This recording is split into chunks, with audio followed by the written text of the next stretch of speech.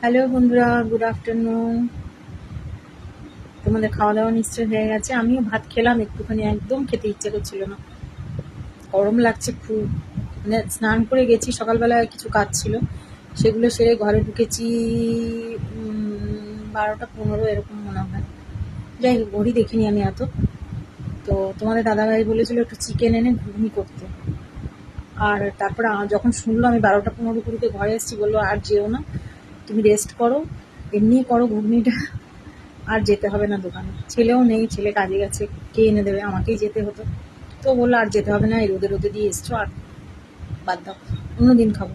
খারাপ লাগে শখ করে বললো ঠিক আছে। ওই মানা করলো, বললো কালকে একটু মাছ নিয়ে নিও। ও একটা আবার এঁচড় নিয়েছে ওখান থেকে। তো বললো এঁচড় চিংড়ি বা যাই হোক, তুমি যেমন, ছোটো মাছ দিয়েও ভালো লাগে, চুনো মাছ দিয়ে দেখি যদি পাওয়া যায়। তো এই হলো, সকাল থেকে ওখান থেকে এসে আর মানে পাট শাকের বড়া আর ডাল করা ছিল, ভাতটা করে গেছিলো, বড়াটা শুধু ভাজলাম, ছেলেকে খেতে দিলাম, ছেলে এলো, আবার বেরিয়ে যাবে একটু পরে। আর আমি একটুখানি ভাত খেলাম, একটুখানি, মানে একদম খেতে ইচ্ছে করছিল না। কিশমিশটা ভেজানো ছিল, খেয়াল ছিল না সকালে খেতে, সেটা খেলাম, তাও তোমাদের দাদাভাই ফোনে মনে করালো তাই। এই অবস্থা। সকালবেলায় সমস্ত কাজ সেরেই গেছি, এসে একটু কাচাকুচি ছিল সেগুলো করেছি, আবার স্নান করতে খুব ইচ্ছে করছিল। তোমাদের দাদাভাই বললো না এখন স্নান করো না, আর রোদের থেকে এসছো, তো বিকেলে করব।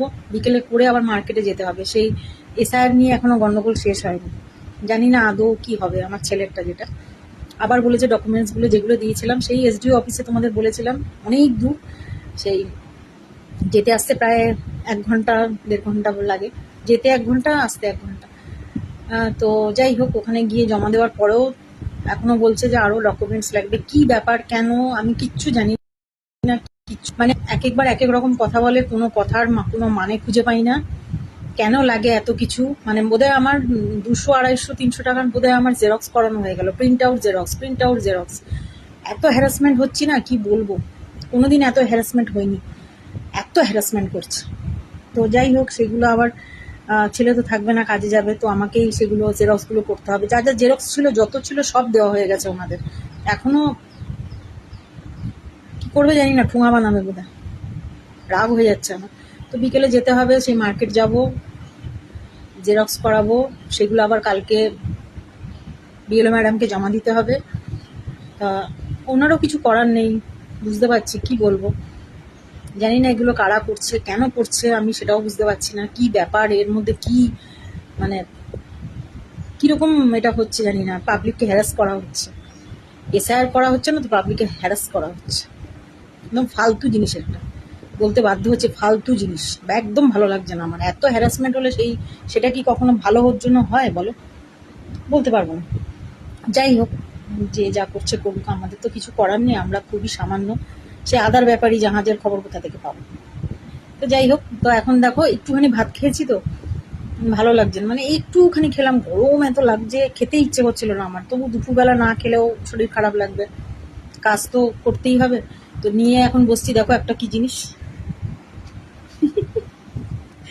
তোমাদের দাদাভাই বলবে আমি তোমার এমনি খাওয়ার জন্য আনি কি, দেখো দেখাচ্ছি, এই দেখো, দেখতে পাবে, এই দেখো,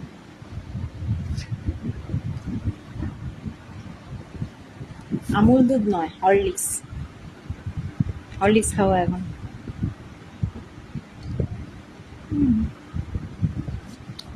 হুম,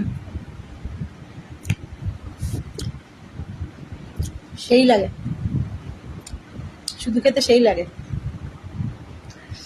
তোমরা কারা কারা খাও এরকম আমুল দুধ, হরলিক্স? আমি এরকম করে খেতে ভালোবাসি। ছোটবেলায় আমুল খেতাম এরকম,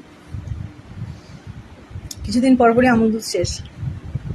বাবা বলতেন, মা বকতাম, বাবা বলতেন খাও, খাক খাক, আমি আর ভাই খেতাম।